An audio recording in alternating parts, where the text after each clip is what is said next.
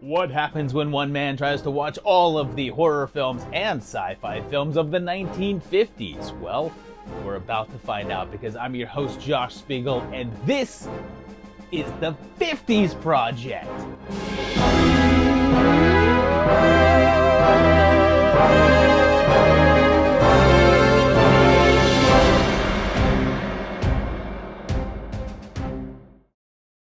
Welcome to the 50s Project. Yes, we're here. We've made it. If you're just joining us, I'm going through all of the horror films of the eras. And this is the 1950s where horror and sci-fi began to blend. So this series is actually going to cover both in unison. And yeah, some of these episodes are only going to be one episode for an entire year, but some of these years are going to take multiple episodes. And as we're about to find out, this decade didn't really kick in until like 1952 or 1953, as this opening year is a little bit sparse of the things that we're looking for. So this episode isn't really indicative of what the rest of the decade is going to be, but let's take a look at what the 1950s have to offer.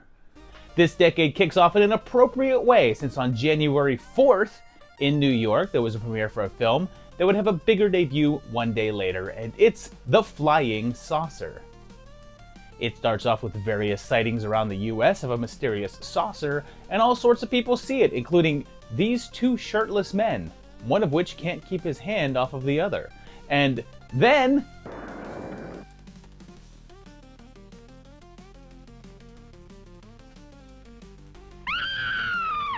well, thanks, Letty. I mean, you ain't no picnic either. The American military is aware of it, and hears that Russia is also in search of the saucer, so they recruit an American rich playboy to help them look, since the territory that everyone's looking is his home grounds. He heads up with another agent, V, and they butt heads and flirt on the way, and she's supposed to be posing as his nurse, and he's meant to have had a nervous breakdown. Mike doesn't quite believe that the saucers are even real until one night, right outside their window, it appears, and they have to try to discover what it is, leading to fights and betrayal. So this was a somewhat low-budget independent film made by a smaller company called Colonial Productions, Inc., and the director was Michael Conrad, who also co-wrote the film, as well as producing it and playing the role of Mike Trent. And here's why this film is very fitting to start off the decade. It's the very first feature film to feature the concept of a flying saucer, or UFO. That term gained popularity back in 1947 when a pilot by the name of Kenneth Arnold saw what he described as several saucers flying past him, and was the first time that the term was used, and is thought to be the first modern UFO sighting, and created a national interest in the phenomenon and a number of copycats. Conrad claimed that while he was shooting a film called Arctic Manhunt back in '47, he filmed actual flying saucers, and that the government was holding it in a sealed vault, and said it would be released to him in order for him to use in the film. Considering that any saucer footage in a movie is simply shot as film footage, it appears as if this is untrue. It's also a strong indication of how the Red Scare would shape the decade, since the film features a strong rivalry between the US and Russia. It did okay, but didn't have the impact that some of the upcoming sci-fi would, and even though it's the first of its kind, it didn't set things off. Oddly, even though Conrad would continue to act in a number of features, including the American scenes of Godzilla, he wouldn't direct again. And it's a 2.5. It's a bit of a dud. Sure, it's quick and painless, but it's also a bit dull, and there's not nearly enough UFO action. Its cultural significance is the same because it's the very first UFO film and the first movie to use the phrase flying saucer, but it's just not that well known and never did the same that its competitors did. Should you watch it? It's probably worth a historical watch. So this next one is vaguely cheating, but we're going to go ahead now to January 23rd and head to the small screen for the Rockingham Tea Set. We meet an older woman named Anna, and she's worried about getting around, and a friend suggests having someone to come and take care of her. And when she swings by, the maid breaks out that tea set from the title. That young woman is Sarah, and she's none other than Grace Kelly in one of her very first ever roles, possibly her first. She tells the story of her previous job, and it seems that she went to go to work for a woman that was in a car wreck and has lost the use of her legs. She's a wisecracker and says that she's harsh on other people to deal with her handicap, and they hire Sarah to help her out. And I'll point out that most of these scenes are all done in a single shot, and I'll discuss that momentarily. Seems her fiancé is to blame for her condition, and it's said that he was driving drunk, and taking care of her tends to be a touch difficult as she's having these pains in her legs that she doesn't want anyone knowing about. But then, since this is TV, it's time for a commercial, I suppose. So if you're in the market for a new freezer, I guess Westinghouse has you covered. Pretty soon, tensions get high when jealousy rears its ugly head and secrets start to unravel.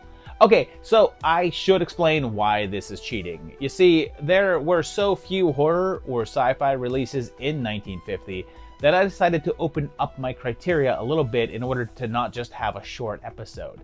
This is actually an episode of a TV series called Studio One that presented short features, and this is the 20th episode of the second season. And I generally will not be including TV episodes or things like that in this series, so this is an exception.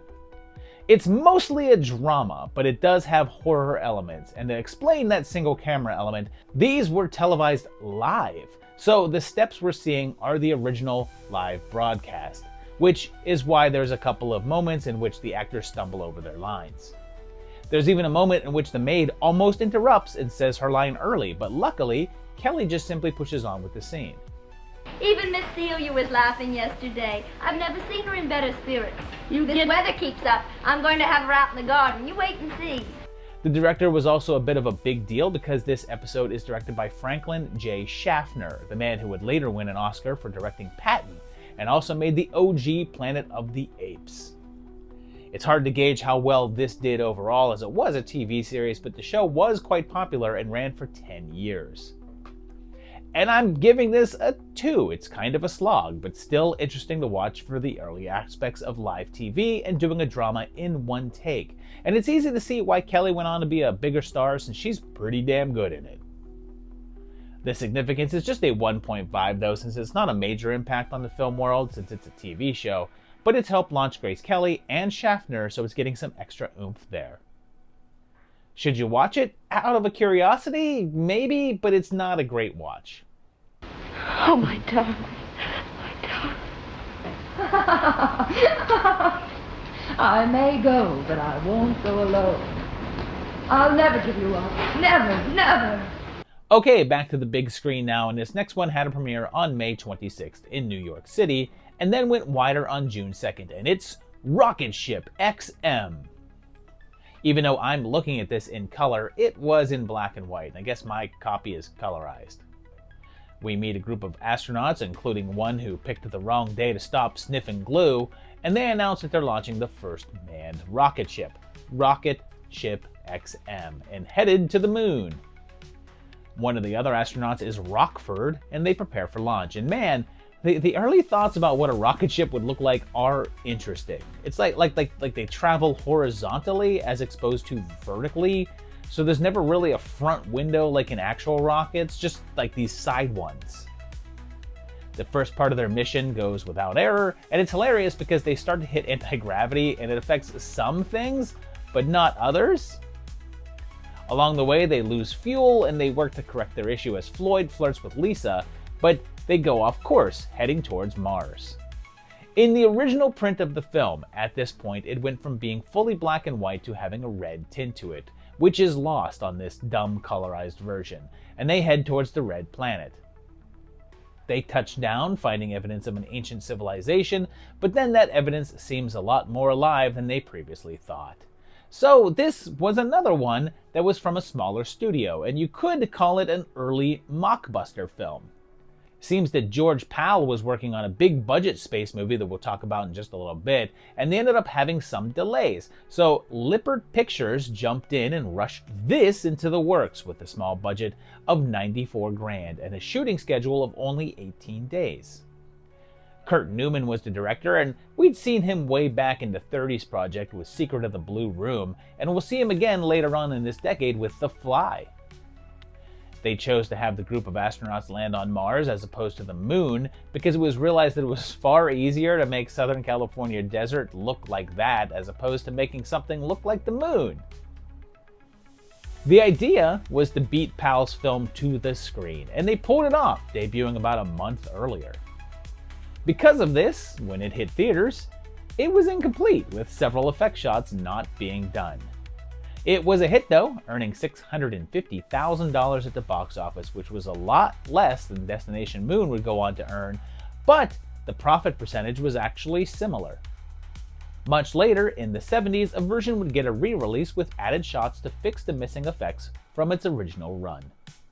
They had used stock footage for some of the spaceship stuff, and at a couple of points, they were different ships, so the idea was to make them the same.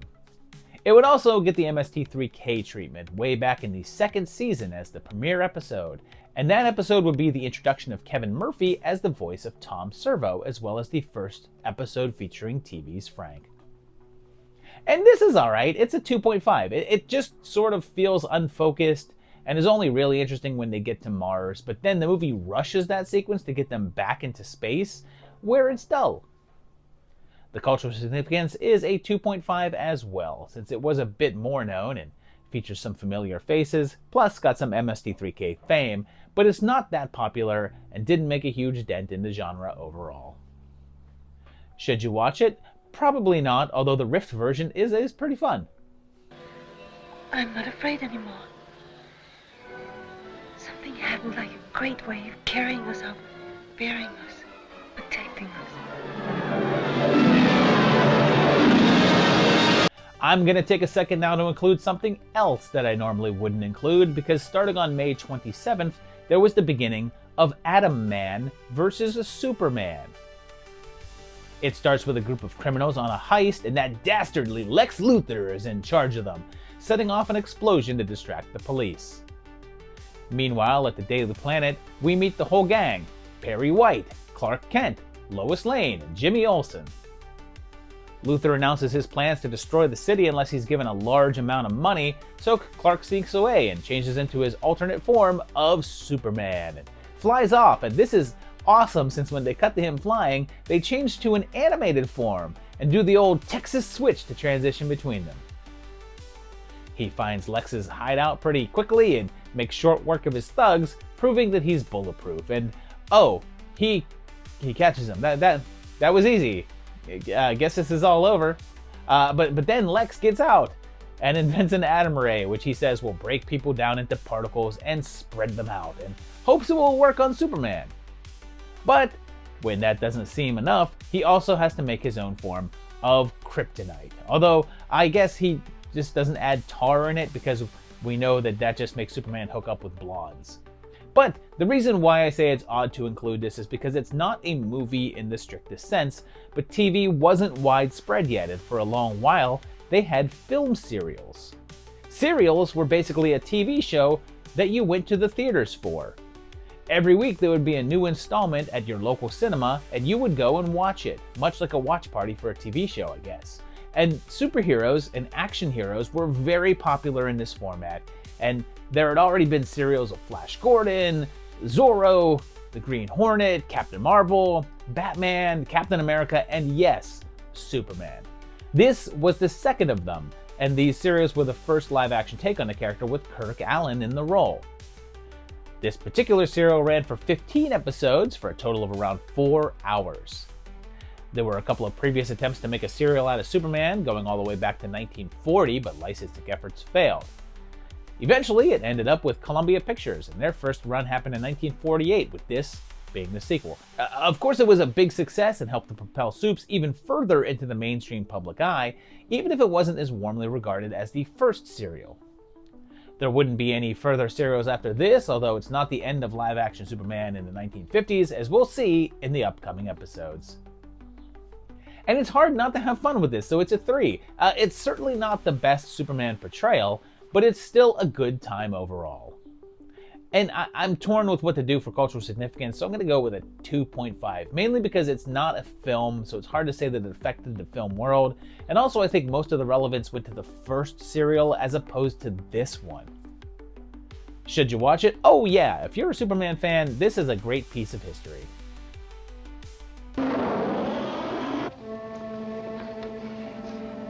We're now headed over to the UK for what amounts to our first bona fide horror film of the decade, for one that debuted there on June 1st, and it's The Fall of the House of Usher, the first version of the Poe story that we're seeing since I covered a 1928 version on the 20s Project. This take opens up with a group of gents deciding to read some Poe, and he breaks out Usher. It follows the original story in that a young man named Jonathan called up to visit his friend Roderick Usher in his big spooky castle, and he's said to be suffering from a great illness. He also has a sister named Madeline, and she's played by Gwen Watford in her very first acting role, although she'd go on to be a staple of British film and television all the way up until the 90s. Seems that Madeline is even more ill and is wasting away to nothing, which affects Roderick in a big way. The family butler reveals that the problem is from a curse that is on the family as a whole and introduces Rod to his mother, who is completely withered and insane. She protects a severed head said to be the source of the curse, and if you know the Poe story, you're wondering, hey, what version is that guy from the beginning of reading, because this ain't in there. They think that if they can distract her and destroy the head, they can break the curse, but they fail to take into account the fact that she has a bear trap, like Edgar intended. So yeah, clearly this is based on the original Poe tale and is the first version of the story adapted with sound, as earlier attempts were silents or shorts, and it was from another Poverty Row studio, a new name on the roster, GIB Films. The director was Ivan Barnett, and this was his first movie, but he'd only make 4 things, and 2 were shorts, and the third has no information about it at all, so it appears as if this was his only actual film. Also, much like this was Barnett's only actual film, it looks like no one in the cast, outside of Watford, appeared in any other movies. When it was released, it was given an H rating, which stood for horrific, and was one of the few films of the era to earn that rating. It was pretty successful, even if there aren't any numbers that show how much it made, but it was popular enough that it was reissued in both 1955 and 1961.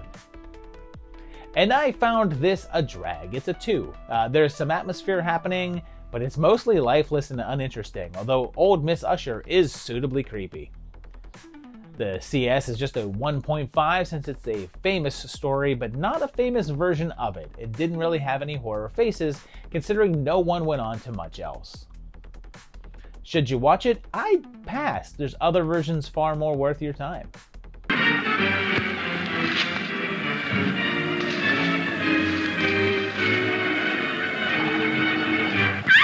So this is the big one of the year because we go back to the US for a June 27th New York premiere, although it would go wider in August, and it's Destination Moon. It begins with a rocket launch that turns out to be spectacularly unsuccessful, and this is in color, but not colorized, as this one was shot in Technicolor. The general suspects sabotage with the rocket and calls on his friend Jim, who is an airplane manufacturer, and tells him that they plan on going to the moon. He calls a group together to discuss it and shows them all a Woody Woodpecker cartoon to explain how rockets work, and uses that to raise the money to get it going. It works, but as they're prepping for their mission, they're given a much shorter deadline and have to rush to get going within 17 days. They take off, and as they're ascending, the G-force makes them make the most amazing faces I've ever seen. As they make it into space, they're hit with a complication, and it's my favorite ever. The ship locks up and freezes up, and it's because their last-minute replacement, Joe, had greased up the wings because he didn't realize the low temperatures in space. After a harrowing spacewalk, they're headed back to the lunar surface, but what will they find there? So, this is an important film in that it's often considered to be one of the first actual serious science fiction films. It was produced by George Pal, well known for making animated works called Puppetoons, which were popular and nominated for Academy Awards. By this point of his career, he wanted to shift it to live action and work with an independent company called Eagle Lion Films, and this was the second feature that he produced, with the first one being a flop. One of the writers on the screenplay was Robert A. Heinlein, and he also worked as the film's technical advisor. The director was Irving Pichel, and we haven't seen him since the painful torture ship from the 1939 episode of the 30s Project, but he also made Dracula's Daughter. What's funny is that the inclusion of Woody Woodpecker earlier in the film was a PAL trademark. He was friends with Walter Lantz, the character's creator, and found a way to work the little fella into all of his films. The budget was pretty hefty at $500,000, quite a big bankroll for an independent feature at the time, and it had some delays before filming, which allowed Rocketship XM to beat it to the theaters. But that didn't matter to the theater goers, as this was a nice hit. It brought in $1.3 million, and over time has taken on the distinction of being the first major science fiction film. Even though Rocketship was released first, since it was only made in a massive rush to beat this to the box office, and Destination Moon had been in production for over a year before it, most of the merit has gone to this picture as opposed to that one. It won an Oscar that year for Best Special Effects and was also nominated for Art Direction and collected a number of reviews complimenting those gorgeous matte paintings. And I'm giving this a 3. It's a really good looking film and I love the technical aspects of it, but the telling itself is a bit dry. I love their color-coded suits though. The cultural significance is a 4 though, since it kicked off an entire genre and was massively influential, but I can't give it any higher because it just never became that huge hit and is just not that widely seen. Should you watch it? Yes, make it a destination. What's happening? What's the matter? Nothing the matter. Going back into the world of horror now, and also headed back into the international realm for a film that's debuted in Mexico on July 7th, and did get a US run sometime in 1951, and it's El Hombre Sin Rostro, or The Man Without a Face. It starts with a man named Juan Carlos and his recurring dream about a man with no face, and then we meet Dr. Bertel, a psychoanalyst who works with the police. He goes back to his office, seemingly distraught, and proceeds to write out a confession. And we then flash back. We see a prostitute approached by a mysterious man in a long coat who then drags her off and kills her, and she's just the latest in a string of similar slayings. The method of killing is similar to Jack the Ripper, and Juan Carlos was one of the agents on the case, but left due to the stress involved. The doc convinces him that he's suffering from a fear of failure and convinces him to return to the case, but when the killings continue, Juan Carlos opts to go under hypnosis for help in analyzing his dreams, where he feels the answers may lie. He has a trance in which he sees these tall female statues and a huge door. There, he sees this dark figure in chains that gets loose to destroy the statues, and he sees that he's that faceless figure from the opening. Further pushes into his past reveal a previous love named Anna Maria and issues with his mother, and soon it appears as if there might be a closer link than anyone thought between the two.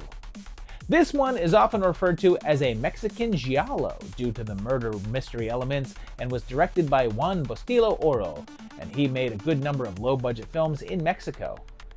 There's a good amount of discussion about this film and the similarities to several Hitchcock films. Like, there's a strong comparison to be made with Psycho due to the plot twist at the end, and this film preceded that one by over a decade. But it also has elements of Spellbound, what with the vision of a man with no face, and that could be inspired from it, although that film came earlier. One of the other things pointed out is the elements of German Expressionism at a time in which that style had fallen out of favor, but it is put to good use here.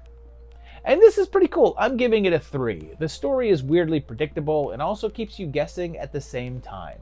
You might see what they're going to do, but you sure as hell won't get how they get there. Its significance is just a 1, since this is totally unknown here, and if you try to look it up, you'll mostly find that Mel Gibson flick. Should you watch it? Sí, es bueno. Volverse totalmente, pero la luz no llegaba hasta su informe faz. Entonces se adelantó bajo el farol para que yo pudiera verle bien. Here's another weird one as we stay international now and go over to the UK for October 2nd and check out Dick Barton at Bay. It opens with a man on the run from a couple of guys with guns, and he tries to make a phone call, but is caught and shot. Seems that there's plan for some sort of massive sci-fi death ray, and it's the creation of this professor, so the government wants to try to make sure to protect him. However, they don't act fast enough, and enemy agents manage to grab the doc, and Agent Dick Barton arrives, and they assign him the gig of trying to get him back. Dick has a goofy sidekick named Snowy White, and they're able to follow some leads and also allow the criminals to think that they killed him. He can then operate in secrecy and try to locate the doc and save the world from being plunged into World War III. And believe it or not, but this was actually a production of Hammer Films. It was part of a series of films all featuring Special Agent Dick Barton, and it was originally titled Dick Barton vs. the Death Ray before being changed. The weird thing is that it's technically the second of the films, but it was the last one released, with the previous two being Dick Barton Special Agent and Dick Barton Strikes Back, which were out in 1948 and 9 respectively. They were adaptations of a popular radio serial at the time, and they were hoping to transform it into a massive film series, but only gave it enough budget for it to be considered a B-movie. What's wild is that they really did plan to make more of these, and they had a 4th entry on their roster entitled Dick Barton in Darkest Africa, but after a rap party for Dick Barton Strikes Back, Don Stannard, who played Dick, was killed in a car crash. Forced with the choice of recasting the character, they chose instead to cancel the series. Speaking of secret agents, that guy in the opening of the film that gets shot in the phone booth is a young Patrick Macnee himself, back before playing a variety of special agents and Avengers. And this was my first Dick Barton film, and I guess it's the worst of the bunch, and I'm just giving it a 2. It's honestly kind of dull, and there's not nearly enough death ray action going on. Its significance is just a 1 since the series is not talked about at all really, and there's just not much in the way of known faces here. Should you watch it, you can actually keep Mr. Barton at bay.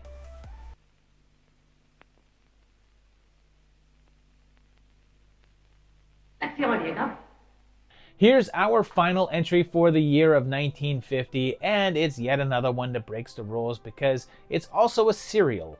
But on October 25th, the first entry of Flying Disc Man from Mars was released. We see a scientist demonstrate his new ray gun, and the dashing Kent Fowler has it attached to his plane and helps to shoot down a strange rocket. A strangely dressed figure emerges claiming to be a visitor from Mars, and he says that they've been monitoring the Earth since we developed atomic power.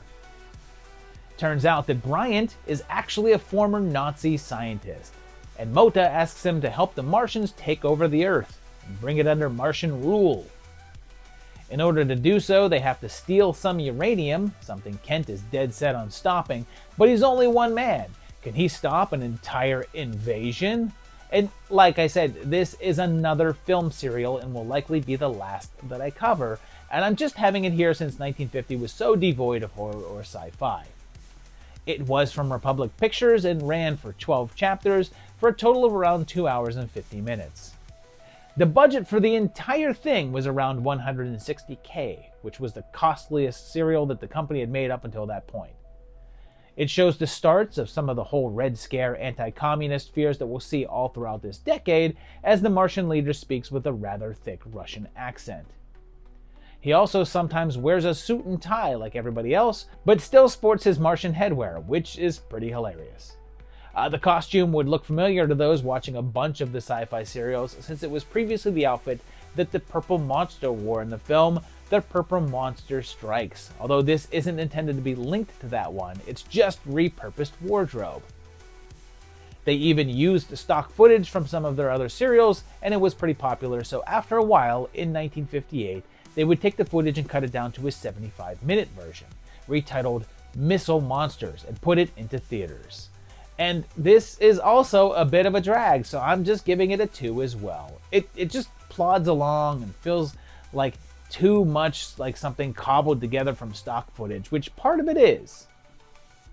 The CS is just a 1.5 since it didn't break any new ground and only went over familiar stuff and didn't feature any recognizable people involved. Should you watch it, you can let this one fly away.